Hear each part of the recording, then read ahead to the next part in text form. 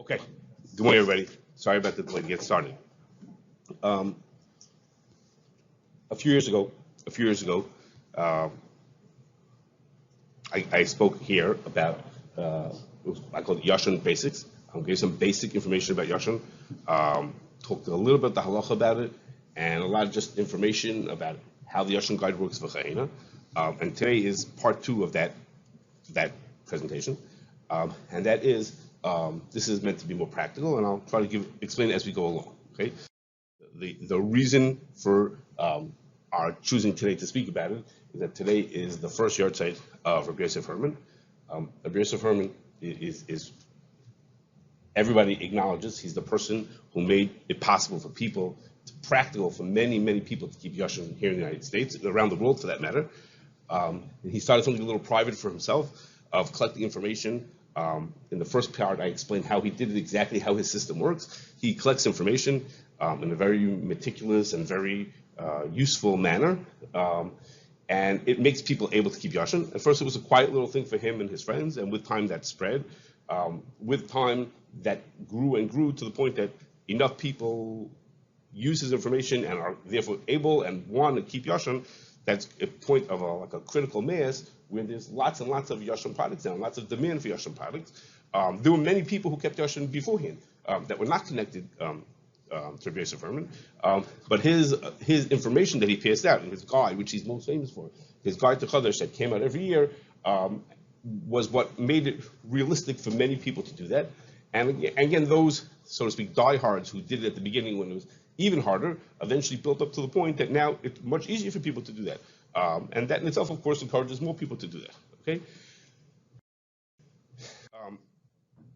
Today's goal is going to be not to explain every detail of keeping Yoshon, nor is the goal today to tell you how a person, what he has to do to keep every single thing to be Yoshon, but rather how with relatively where we hold today, where things are at this point in history, the way things are because of Rabbi Herman's work, how a person could essentially be almost completely Yoshon with very minimal effort. Okay, that's why I look at it, is that so a person could say, oh my gosh, it's overwhelming to think that what does it take for me to do this mitzvah? We spoke about last time why some people hold you don't have to do it nowadays, but other people the opposite think that it's a mitzvah right, so you really have to do that. But you say, oh my gosh, it's overwhelming that I have to do this thing. How will I possibly do that? I can't imagine not having these things or having to do that. And you say, you know what? So today's goal is to try to explain to you, you know what? For reasonably little effort, you can almost be completely there. And a person, that's where something goes. Okay? So first I'm going to do a drop of basics. And that is like this. There are 5 primary grains. It has to do with many mitzvahs. The 5 primary grains: wheat, barley, rye, spelt, and oats. And Yoshon applies to those 5 grains. In short, any grain that was planted before Pesach, any of those grains that was planted before Pesach, once Pesach passes, they become Yoshon. So if we plant wheat, where we are now it's the middle of February. Okay, we planted wheat in the fall. Some wheat is planted in the fall. They planted in the fall. It gets harvested after Pesach. It's Yoshon once Pesach passes. What happens if we planted wheat in the summer? Then it's not Yoshon until the next Pesach comes. Okay, so we planted wheat in the springtime. It doesn't become Yoshon until the next Pesach passes. Excuse me. So once Pesach passes, the thing is Yoshon, and it's Yoshon permanently. It doesn't become un-Yoshon again next season. But once something is Yoshon, once it passed through a Pesach, it was rooted in the ground before Pesach, or grew already before Pesach, it's Yoshon then for good. And so in practice, it means is that give or take from Rosh Hashanah until Pesach, there are foods that in theory are basically are kosher, but they may not be Yoshon because they were planted after Pesach, and now they're in the market. Let's say you planted flour in the spring, you made bread in the summer, so when you get that bread, it comes Sukkot time, it might not be Yoshon. Okay? It only applies to those 5 grains, and if it's good, if it's acceptable, it's called Yoshon, it means old, and if it was planted after Pesach, it hasn't hit a Pesach yet, it's called Chodesh, that means new. Okay, it's not yet ready. For the understanding of it, there was a carbon that was brought in the Beis Hamikdash on the first day of Chol Hamoed Pesach, and it has to pass by that carbon. We don't have the carbon nowadays, but it has to pass through Pesach. Okay. Here now, the the people who are most determined to keep Yoshon, the people who are 100%ers and they do it all the way, whatever it is, they use different tools. Lav Dafka are those tools for everybody out there. Okay, and the first is, as I said to you, is the guide to Chadash. Okay, the guide to Chadash has huge amounts of information. The problem is the guide to Chadash was built by people who have a certain way of looking at things, and it's certain. I don't want to use the word techie, but it's a certain kind of very detailed and very hard for lots of people to understand when they read it. They open up the book and they can't figure out what is it telling them they're supposed to do. It's written with a certain frame of mind and a certain type of person who looks at it who says, okay, I look at this thing, and to them it talks to them and they understand what they're looking at. And for many people that works. They can look at it and they fully understand it. Other people look at it and they can't understand it. So it is what it is. It was for the people who it was meant for. But what happened in the past few years is that came along somebody else. Now, before I get to those people, Rabbi Herman, as a matter of principle, did not want his information on the internet. He didn't want any connections to internets. You could email him questions, that he did. You could fax him questions. You could leave him phone messages. He would respond to you. He was like really good about helping people and such, but he didn't want things to be on the internet, not directly. If other people, he sort of turned the other way. It came along a few years ago, a person, and they started a website called Yoshon.com, who tells you we are not affiliated with the Guide to Chadash. They, of course, use their information and they talk to each other all the time, but not affiliated means is that the Guide does not promote things being put on the internet. But the Yoshon.com people have like, the best I can say is they've translated the Guide to Chadash into usable information that lots of people can connect to. They have made guides and short lists, and they answer questions in WhatsApp. They put pictures with numbers and dates and things that are really clear and that talk to a whole different type of person than the guide did. The guide was a little more technical, and this is like much more user-friendly, if I could use that word. And you could ask a question on their WhatsApp. You say, "Is this Yoshon?" And they say you yes or no. And they show pictures of their things. They made their own. They organize people's information into ways that you could just look at it and you say, oh, now I understand what I'm supposed to do. Okay, so it's meant for those kind of people.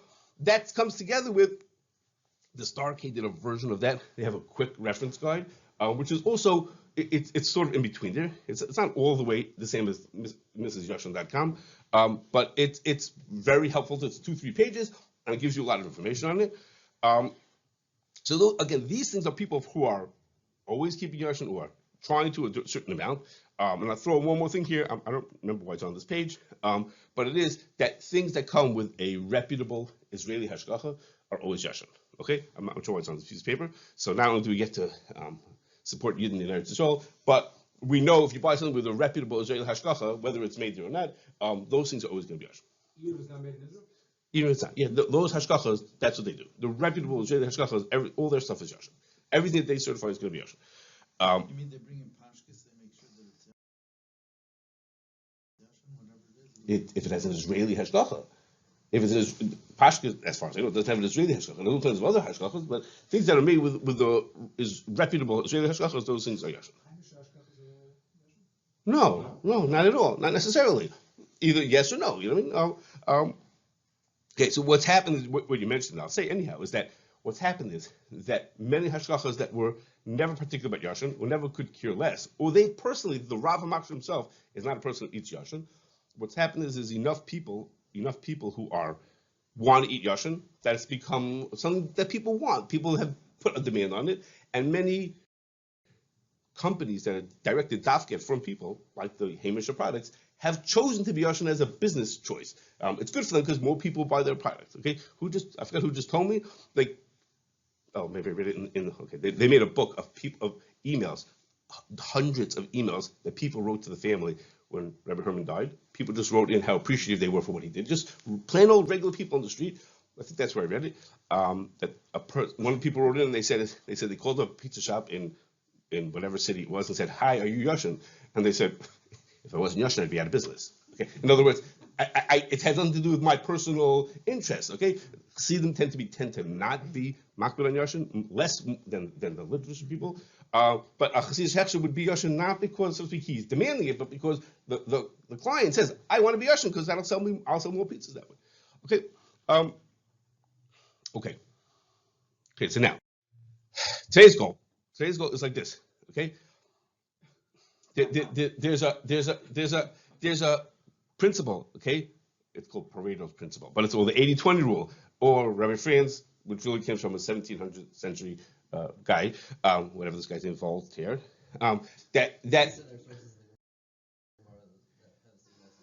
Okay, could be. It's connected to this guy. This guy, he looks whatever. They wouldn't have asked him to speak at the Seymour's house, but and the point is that if a person says, I want to be mapping on Yoshon, and then they turn around and they say, oh my gosh, how am I going to get cereal to eat in the morning in the middle of February? How in the world is that going to happen? Forget it. I can't possibly do this. Okay, so the person is giving up on doing something worthwhile because they can't be perfect about it. Okay, so if you think that it's a mitzvah, the right, and you must do it, then you don't have a choice. You say, too bad. So I won't have cereal. I'll eat matzah for breakfast. I'll figure out what I'm going to eat. Okay, but if a person says, no, okay, I can't do it perfectly, and as we're going to go through, that's what I'm going to point out to you. I can't do it perfectly, but I can do almost perfectly. Then that's not something to throw out and say ignore just because, oh my gosh, I can't do it perfectly. Okay, so that's the 80-20 principle. Okay, the 80-20 principle is that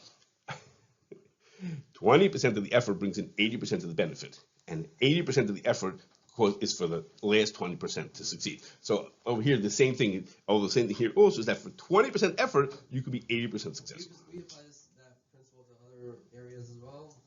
It's better to buy your milk as ice cream is too expensive, so I'll do that. Do you think? No, I'm not asking. Of course, if you think it's usher, then you have no choice. You say too bad. You think no, really, it's mutter. In that case, in Chovos, he says Baal nefesh should be machmir. So should Baal nefesh be as machmir as he could be? Do what he can. So you say if I can get the milk, but I can't get the ice cream, okay, so I'll get the milk. I get what I can. It's again, if you think it's usher, It's not either. it's not. If it's usher, then it's usher. Then it's zero. You can't have anything. But if it's something I want to be careful about, I don't know if it's usher. Well, in my community, we're not machmir on this thing. But if I can be, so why? There's good basis for it. There are some people who think that usher but the rice to eat it. So my rabbi told me it's mutter. Or my community feels that it's mutter. But if I can do that, so now, okay. As I said to you, there are 5 grains. There are 5 grains we have to worry about. We'll go from the easiest to the hardest. The easy ones are rye and spelt. Okay, because the way they plant rye and spelt in the United States just has to do with being a farmer. The way they plant rye and spelt in the United States, they're always Yoshon. Okay, which is to say they're always planted before Pesach and they're harvested after Pesach. So anything that's always planted before Pesach and harvested after Pesach is always going to be Yoshon. Okay, so rye and spelt we're free and clear. Those are the easiest. Okay, and in parentheses it says here that rye bread is made with wheat flour also. Okay, it has rye in it, but it has other things also. Okay, so you're not off the hook just to buy rye bread. Okay, but those are the easy ones. Rye and spelt are really easy because you can't go wrong with them. Okay, next up is barley. Okay, of our 5 grains we have rye, spelt, barley, oats, and wheat. Wheat we're going to do last because it's the most complicated. Okay, so what do people do with barley? Okay, so plain barley, what we call pearl barley, like just a bag of what looks like little pieces of barley. You put it into soup and tachon. Okay, it comes to market in the fall. The new crop comes to market in the fall. And here are some thoughts about it. Okay, the first thing is nowadays there are brands that are always Yoshon. Okay, this year I don't know if it's going to be true next year, but this year Geffen, Mishpacha, and Unger are always Yoshon. So it means if I say, you know what, I can make my chalk Yoshon for the whole year just by picking that brand of barley instead of that brand of barley. Okay, so what's the difference? I mean, what's really the big deal to pick that brand instead of that brand? I don't know exactly what they sell in Hungarian, but I'm sure Hungarian and Koltov sell these brands. And so you can say, I want this one instead of that one. If it's that easy, so you say, hey, if I want to choose to be machmir on this thing, it's easy enough just to say, I just didn't know. So like the quick guide of the Star K, or probably in Yoshon.com, you could find, I said, these are brands that are always Yoshon this whole season. So no problem, I'll just buy Ungers and then I'll be good. I don't have to worry about that. Is it true that sometimes things like that are more of a tendency to lead to infestation? So that's something that the hashgacha has to think about, which is if they put stuff away from before the season, it may be a problem. They don't all do that. It's not necessarily that a person who's always Yoshon the whole season is putting it away. Let me back up. All barley is stored for a long time. Even the barley that's not Yoshon, it grows in the spring and they use it the whole year. But storing it in a bag is what's more, so to speak, dangerous to get bugs in it. Storing it in a silo is okay. So some of those people mill it during the year. They use it during the year. They don't put it away in bags at the beginning of the year, depending on how they make sure bugs. But yes, it is true that sometimes if the stuff is put away not properly, it will get buggy. That wouldn't be good. Okay. Okay, another choice. Okay, you could stock up. Okay, that's what some people do. Is barley's not so big and not so expensive, so stick a bunch of bags in the freezer. How much barley do people use? Okay, but again, with brands that are always Yoshon, it's like for some people it's just like silly. Just find out what they're selling in your store and you could use it. Okay, great. Now, two issues. Person goes to Kiddush, okay? So you can check with the shul beforehand if their barley is going to be Yoshon. You can find out whether their barley is going to be Yoshon, but here it's not in your control. Here you went to Kiddush and that's what they're serving, okay? So either you could find out beforehand if their barley is Yoshon, or you could not have chant. Imagine that. or you could say is, you know what? I can't be perfect. Okay, so it's not. I'm not going to be perfect. So when I go to a Kiddush and I'm so enticed by it, so if I hold that it's only a chumrah, okay, so it's right. So that's what I'll do. And similar is when I go to a neighbor. So what am I going to do to go to the neighbor? The neighbor invites me over for the Suda. So some people just hand the neighbor barley before Shabbos. Say, we try to keep things that Yoshon. Here's use my barley. What's the big deal? You know what I mean? Or will they do that? Okay, well, it's hard to do that at a neighbor's house. So they'll do something. Okay, or they say pass. When I go to the neighbor and I have to eat the chunk, Asma, that's what I'm going to do. Okay, beer. No, I forgot to say that most people. I meant to say that most people who are makbid to only eat Yoshon are not makbid to worry about the kalim that those things are made on. There's a Mishnah Berurah about that. Most people are not makbid. Some people are. Most people are not makbid to worry about the kalim. So if my house eats Yoshon and your house doesn't, and I come to your house, I wouldn't worry that yesterday you made spaghetti that was not Yoshon and I would just eat. Okay, the next use for barley is in beer, which is just now becoming a problem with Yoshon. It's later in the season; it takes time to make it. So what are my choices? Either you can live without it, okay, right? So of course, some people think that that's strange from David who doesn't drink beer. So of course, David says, "Don't be a big deal." It's been years since he had beer. Okay, or you can say is okay. So for that I'll eat the beer, and I can't be perfect about. Okay, so okay. The last use for barley is malted barley, which is to say malted barley is a sweetener that's made out of barley. It's used in all kinds of things, like cereals have it, in all kinds of different places that it's used. It's used in flours. It comes into places. Malted barley, or barley malt, or all those different kinds of names. Malted barley extract. No shaykhs. Malted extract, no shaykhs. What? Well, if it's just barley, he just say malted extract. That doesn't mean that. No. Yes, means from barley. Yes. More flavor. It's all the same thing. It's all 10 different ways to hold the same thing. It's made from barley. A different day explains to you how it's made. Very interesting. But it's it's interesting how it's made.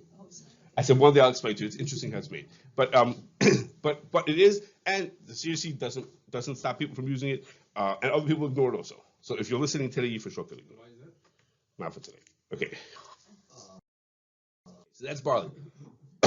Okay. So we would give a hechsher on something and call it Yoshon, even though it has. Bakeries that have barley in the flour that they use to make stuff, we wouldn't be makbid on that. If we'd given a packaged item that we called Yoshon, I have to think about that. I don't know what we do about that. What about bittul? So that's what we're not talking about. The technicalities of why it does or doesn't count. Okay. What do people use oats for? We're up to our fourth grain. Okay, so barley. Now oats, a little more complicated than barley. Okay, people use it in cereals and oatmeal, v'chahena, those kind of things.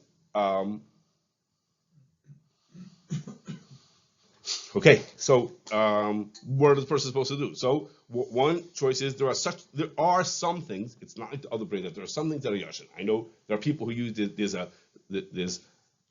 people who want to make gluten-free challah. There's a brand named Rory who makes a gluten-free challah mix, and her oats, Miss Rory, it's a lady. Her oats are Yoshon. Her gluten-free oats are always Yoshon. So Rory, Rori. It's a gluten-free challah mix. Okay. So gluten-free could have oats. Yes, it's a special gluten-free oats, right? So it's a common thing that people who are gluten-free will use because it's one of the five. It's a grain, but it's not. But it's gluten-free. Or Cheerios. So Cheerios is not Yoshon. Cheerios is not specifically Yoshon. So there's such a thing. There is such a thing as getting oats that are some products that are Yoshon. It's not like, again, it's not like barley. In barley, it's easy to find brands that are always Yoshon. In oats, that's not so easy. You can stock up. Again, that depends how much you use, whether that's a realistic possibility. You know what I mean? If a person has Cheerios, you mentioned about eating Cheerios, so how much Cheerios can a person stack up? That's already a big ASIC for a person. If they use a few containers of oats to make oatmeal cookies once in a while, then maybe they could. They could live without it. Or they could just say, okay, I'm about to. That's the thing I'm just not going to do. On that thing, I'm going to miss, and I'm gonna. That's the thing that I can't live with. I can't manage on cereal. I must have my Cheerios every morning. If you need Cheerios, we have lots extra. But we can't manage without it. What did you say? This year or last year. So if someone takes on Yoshon with the 20% rule, they have to speak out that they're not being No, they're doing it as a chomer, as much to the extent that they can. They're doing it. Okay, they're saying is, look, in min hadin, I'm not doing it. I don't think I need to do that. I want to be makbid. So I say it's so easy to buy the right kind of barley, but cereal is beyond me. It's not possible for me and my whole family to have that much cereal. What are you gonna do? Oh, buy a whole shed just to hold my cereal in it? It's not possible. It's okay. So I want it. You know what I mean? Okay, so that much I want. It's understood what he's doing. He's coming into it. You want to stop being mocked, you say, do it other. Okay. Okay. Then the most complicated, not necessarily the hardest, but the most complicated is wheat. And that's because there's, for our purposes, we'll say there are three different kinds of wheat. Okay, and each one has its own, twist to it. Okay, there's what we call winter wheat and spring wheat and durum wheat. Okay, what is that? Winter wheat means wheat that you plant before the winter. You plant it in the fall. It grows a little bit. It stays dormant for the winter, and then come Pesach time, it wakes up and continues growing. That's called winter wheat. But as I described it, winter wheat is always Yoshon. It was planted well before Pesach. It's harvested after Pesach, so it's always Yoshon. Okay, that's the simplest. Okay, spring wheat is like it's called. It's spring wheat. It's planted in the spring. Okay, planted in the spring means that it's planted typically after Pesach. One of the things that Rabbi Herman would do is he would watch the USDA watches every crop in every state every week in the United States. So you want to know how much cotton and how much corn and how much wheat is at what stage of growth in every state in the United States every single week. They have statistics on it. Okay, every week they get reports on everything that's grown and what stage of growth it is in every state all over in the entire country. So one of the things that he would do is he would watch those USDA reports, hoping that much or most of the wheat for the year was planted before Pesach. Okay, and there were years that it was close. Okay, years like when Pesach, like last year, Pesach was very late, late in the non-Jewish calendar. It was late in the calendar because it was in Iyar. So then it was possible that the plant would happen before. Okay, it hasn't worked out. It never worked out. But he would study it, watch it to see could the government is tracking how much is grown in every state, where it's holding its growth, and where it's planting in each one. But as a rule, the spring wheat tends to be planted after Pesach. Okay, most of it is. Okay, and then the last one is called durum wheat. That's also a spring type wheat, and it's used for making like pasta. It has its own special features. It's used for making pasta. It's a spring type wheat, which is to say is unless you know, it has the potential for being chadash. Okay, so we have these three kinds. We'll do them one at a time. Okay, so the winter wheat, it's used for making pasta. It's a spring type wheat, but it's used for making pasta. Okay, so as I mentioned to you, the winter wheat is always Yoshon, just because of the way you plant it. You plant it in the beginning, in the fall, and it comes out after Pesach, and it's used for making things that are crunchy. Okay, like that's why I said to you before about eating matzah for breakfast if you don't have any cereal. Okay, because matzah and crackers are made. That's what they're made out of. Okay, so things that are made from winter wheat, are always Yoshon. So you're good. So you don't have to worry about it. So cookies tend to be made from winter wheat, so they're always good. They're always Yoshon. Are there exceptions? Let's say Bear Stewart. I know all cookies are winter wheat. They would be because the Why features. Does he add the word cookies to it? I don't know why. I just want to fit onto the line. I don't know. So, No, it's important. pretzels, right? Hard pretzels. Small pretzels. That's because of selling on Pesach? I don't know. Oh, the sticker that says made after Pesach. Yeah, that has to do with chametz. They want people to think that right. They didn't own the chametz of Pesach. So right, but from the or pretzels and crackers and matzah, those kind of things are always made from winter wheat. It's the features of the winter wheat, the protein levels and whatever that makes it suitable for those kind of things. So those things are always Yoshon. So that's good. That's easy. Okay, those are the easy part. That's the easy part of dealing with Yoshon for wheat. Okay, now we go to spring wheat.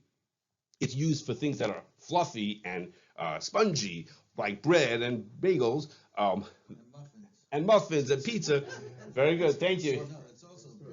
Yes, I understand where you're coming from. So those things are made from spring wheat. Spring wheat is harvested in the middle of the summer, like July, August time. And by the time it gets to market, till it gets milled, until it gets to Pierce Stewart, until it gets to us, in the fall, like Rosh Hashanah and Sukkot time. Okay, that's when we get to it. So that's a thing that has a lot of potential for being Chodesh from that Rosh Hashanah time till Pesach, that whole time. Okay. So what can we do about that? Okay. So the simplest is that there are many stores and manufacturers that are already Yoshon. Here in Chicago, as an example, Tel Aviv and North Shore bakeries are all Yoshon, and Emma's is all Yoshon, and the pizza shops, Tel Aviv and what's it called, Main Pizza are always Yoshon.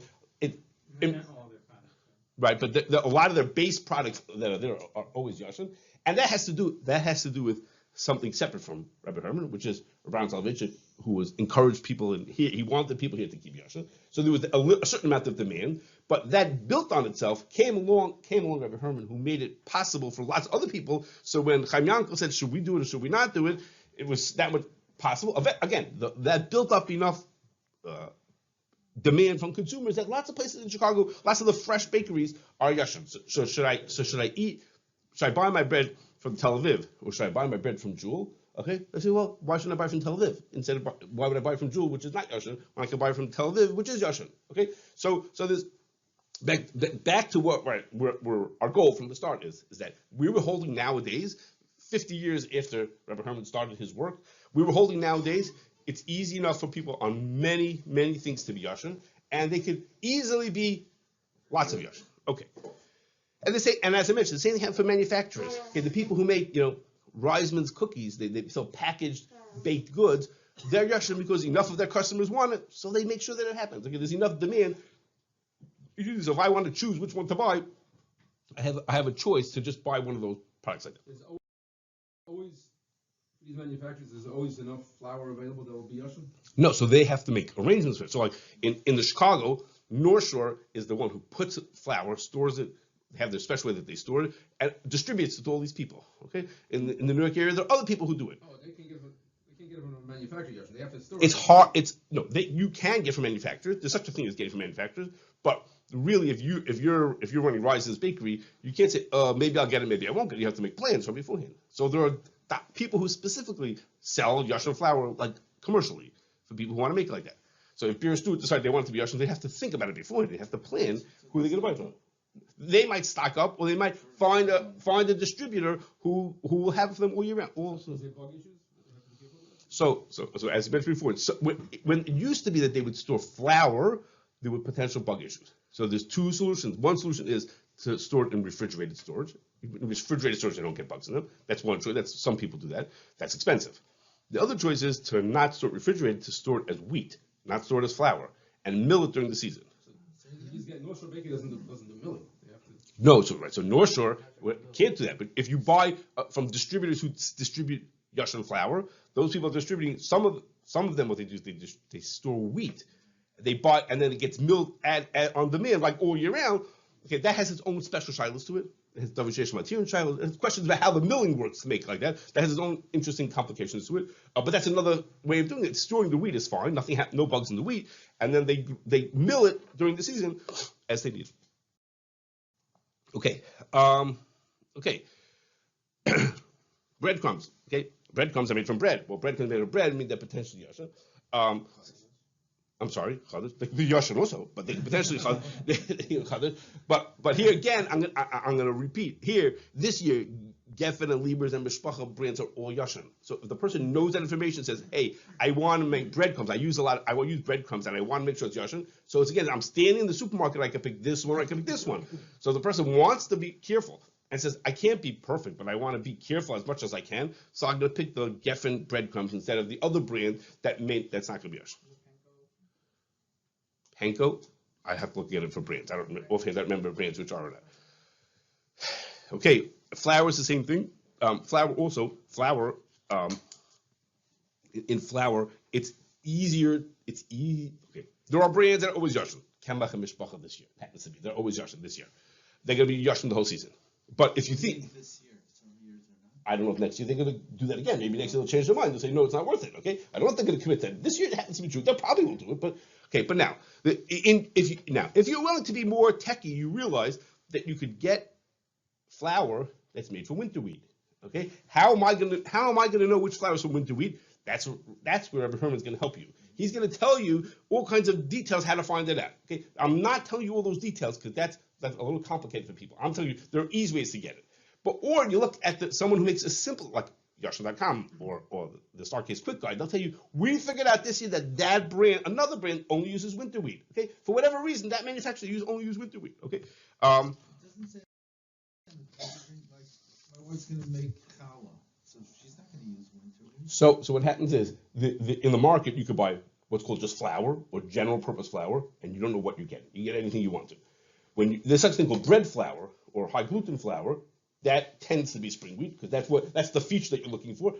It could be winter wheat that they add the gluten into it, but that tends to be spring wheat. But when you buy all-purpose flour, that's sort of generic. You don't know what you're getting. So for a manufacturer, they only use spring wheat for this and winter wheat for this. For a home cook, they're not always as sophisticated, so they use whatever they get. It says flour is flour. They just buy it. They're not knowing that this is better for this and for this is better for that. Okay, and last is breakfast cereal. Where it's hard to stock up. Some people do, or they buy the ones that they'll buy rice checks because it doesn't have any of the 5 grains in it, or they'll buy something in Israeli hashgacha, or they just, as the guys zip by and told you that they may just not make it on that. Okay, and our kind of flour is durum wheat. I told you it's used in pasta, all different kinds of pasta. Again, winter time is when it starts coming to market. There are brands that are always Yoshon, like Mishpacha this year, very available. If you love instant soups, Geffen ones are always Yoshon. They have been for a long time. And other ones just have it sticking onto them that this year, that this punkt happens to be Yoshon. Okay, so it's not easy to put away pasta. I don't know how much noodles your kids eat, but if in a lot of families, it's very hard to stock up on that. And you may just have to be mevater and not have that. Okay, not have that as Yoshon. Okay, okay. Some places where you wouldn't think to find wheat, where they are there anyhow. There's some examples here: licorice and soy sauce and seasoned French fries. These kind of things that have flour in them that you're not thinking about soy sauce as having flour in it. In fact, it often does. You could, at least, and soy sauce you can get without flour in it. That's I know. It's good chance that these things are made for winter wheat. In the industry, spring wheat is reserved for things that it's really needed for, like for bread and cake and pizza and things like that. And if you don't need anything, if you don't care, if you don't have that special need, tends to be from winter wheat. It tends to be, it's not dafka, but it tends to be from winter wheat. And you could live without your licorice, or you could just say, listen, I have to live that. I must have seasoned French fries, and that's what I'm gonna do. Okay. Okay. Some things that I just mentioned that a person can just ignore, and that is aged whiskey. Okay, if you think about it, aged whiskey, if this whiskey is 3 years old, that means it's been around through Pesach. Okay, so I'm good. I don't have to worry about that. So if the people who can't drink beer because they don't want to drink beer, so bourbon it is. Okay, that has nothing to do with it. That's a separate thing. Today we're talking about Yoshon. We don't care about other kashrus issues. Okay, things are made from rice and corn. This is a common question that mashgiach can get asked. Is the rice that you make Yoshon or not? Okay, so rice doesn't have a problem with Yoshon. And in the United States, we assume that our vinegar is made from corn. So unless you buy malt vinegar, that's a specialty item made from malt, okay, made from barley. But other regular vinegar, or like my ketchup, has vinegar inside of it, so I don't have to worry about my ketchup, whether it's Yoshon or not, because it's always Yoshon.